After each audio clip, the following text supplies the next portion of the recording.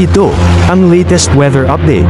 Alamin ang pinakasariwang ulat panahon ngayon dito sa Information TV Educational Channel 2. Muna natin yung ating latest satellite image. Sa kasalukuyan po ay wala tayong binabantayan na bagyo o low pressure area na posibleng makaapekto sa anumang bahagi ng ating bansa ngayong araw.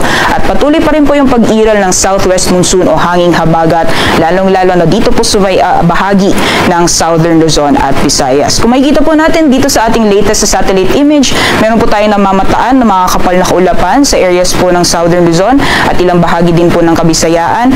Dito po sa may western section ng Luzon, asahan po natin mataas na posibilidad na makakaranas po tayo ng maulan na panahon dyan po sa may Mimaropa, pati na rin sa may Karatig na probinsya.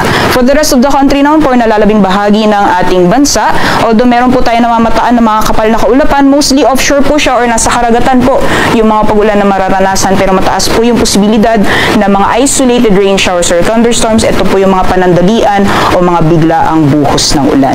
So magiging mainit pa rin po yung tanghali, lalong-lalo na dito po sa areas po ng Northern at Central Luzon, sa nalalawing bahagi ng Kabisayan at Mindanao. May mga posibilidad na makakaranas din po tayo ng mga biglaan o mga panandaliang buhos ng ulan pagdating sa hapon o sa gabi.